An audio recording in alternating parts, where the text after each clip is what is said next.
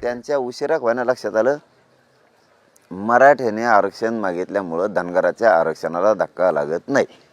NT VJNTला मराठ्यामुळं धक्का लागत नाही, देवाला तरी नाही लागत। हां, त्यांचा वेगळा प्रवर्ग आहे, त्यांना सेपरेट 3-3.5 एकर वावर वाटून दिले, त्याचं टप्परच नाही कोणाच जायची, कारण ते सेपरेट 7/12 आहे। जरी धनगर ओबीसीत असला तरी पण त्यांचा वेगळा प्रवर्ग आहे। फाईट 19% 27% नाहीच। हे धनगराला समजले आता घराघरात। मग ते म्हणजे फुकट भांडण कशामुळे विकत घ्यायचं? मराठा जर धनगराच्या वाटात जात नाही, बळच धनगर वाटा जाणार मराठ्याचे, बळच दोन थोपटणार, ही माय अंगावर आणि मी ये माय अंगावर। मग आम्ही काय कमी आहेत का? तुम्हाला मग तेच करायचं म्हणल्यावर मग आम्ही कमी आहेत का? तुम्हाला तेच करायचं मग आम्ही नाही म्हणू। वर्षात दाखवा बरं एक शब्दाने दुखिलेलं गरीब धनगराला आणि धनगरात नेत्याला।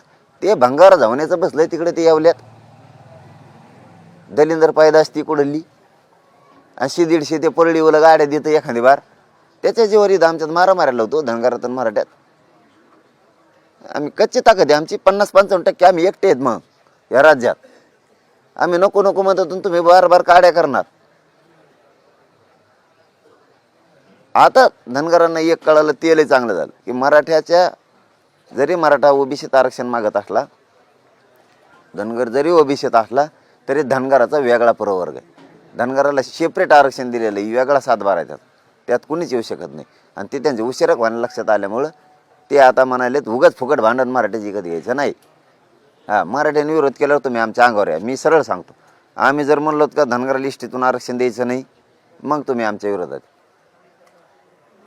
आम्ही जर तुमच्या आंदोलनाला विरोध केला तर मग तुम्ही आमच्या विरोधात। आम्ही तुम्हाला काही बोलत नाही, तुम्ही बळच अंगावर येता म्हणजे ही कोणची भाषा आहे? तिकडे ताकद लावा ना पंढरपूरला, ते लेकरं बसलेत ना, मराठी तुमच्या मागे ते ताकदीने, ते नाही। आणि इकडं उलटं भांडण विकत घ्यायला निघायचं कुंकडे, आणि इकडे ते चिघळी लिहून त्याच्यात 2 जातीत भांडणं लावून व्हायचं मोकळं। भांडणं कसं काय लागते? मी इतके दिवस होऊन दिलं नाही तुम्हाला, आज पहिल्यांदा सांगतो मी। वडीतून डायरेक्ट रस्ता आहे, पलीकडे पंढरपूर आंबडला जायचं असलं तर डायरेक्ट रस्ता आहे। आम्हाला जर आम्ही खुनशी असतो मुद्दाम कुठाने करायचं, आम्ही मधून गाडी घातली असती, कारण तेव्हा रस्ता आहे, तेव्हा रस्ता आहे। पण नजर चुकीना एखाद्या जर धक्का लागला तर म्हणत असते मराठ्याच्या गाडीने मुद्दाम धनगराला धक्का लावला, म्हणत असते। म्हणून